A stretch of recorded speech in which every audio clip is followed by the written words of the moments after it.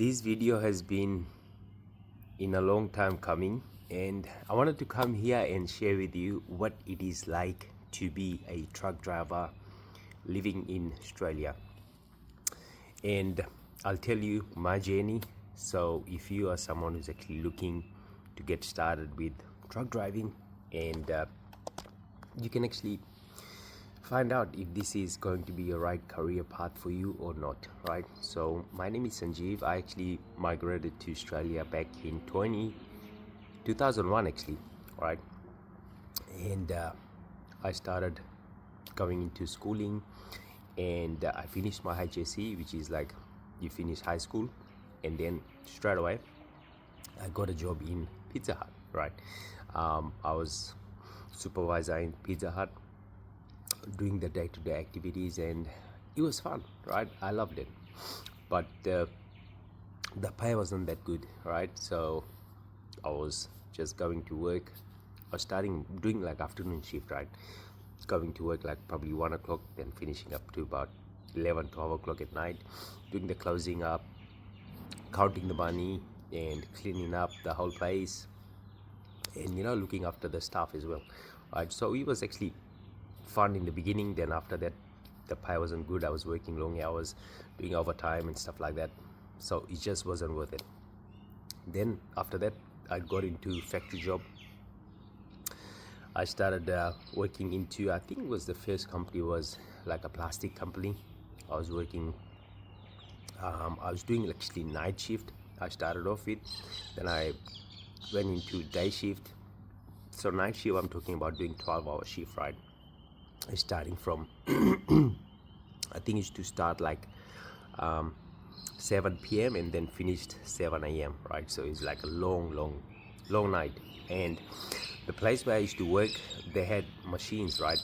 Used to be keep on going, so you cannot go on your break until someone actually comes and replaces you. Then you go on your break, then you come back, then that person actually goes on break. So it's just like a rotating thing, right? If you want to go to breaks or toilet or do something, you need to call someone to replace you, because the machines are actually working on going, right? So it's like very tiring, right? You have to be focused. If you do anything wrong, you probably might get injured, right? So it wasn't just it was actually a safe environment, but like you have to be focused and alert, and also know what you're actually doing, right? So I did that for probably 1 year, right? And then I worked in a chicken farm, also worked, did a bit of cleaning as well, car park cleaning. So and then I got into trucking, I believe in 2003. It was awesome, right? Because going from factory environment and working in group of people, I started working by myself, right? Because on the road you actually by yourself. So I just started loving it, right? So I got into trucking. I got like a small license, like MR license. Then I upgraded my license and got a HR license, heavy rigid. And then I got a HC license, heavy combination. And then now I'm in the stage of I'm actually driving like road trains, which is awesome, all around Sydney, right? Loved it. Because you do what you do safely. Also, you're actually your own boss, right? Delivering the products to customers, and building a relationship with the customers, and also not just turning up to work thinking that you're just nobody. People actually care about you, right? You drive and people actually on the road, they're doing this. It means that they're waiting for you to sound your horn, so which is very, very exciting. The pay is awesome. I'm at the stage where I'm actually getting paid hourly rate, and very, very high to what other people actually making. They have to study a lot and go to uni a lot, like, whereas trucking, you just focus into one thing and then keep upgrading a license, and now I'm at the stage where I'm actually can also go to like mining sites, right? So that's probably going to be my next challenge, going to mining sites, working like fly in fly out opportunities.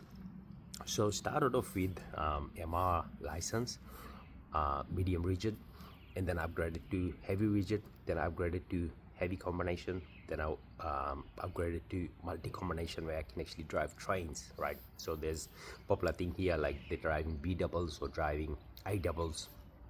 I'm able to do that, being able to go to work, do the safety checks on your trucks, and also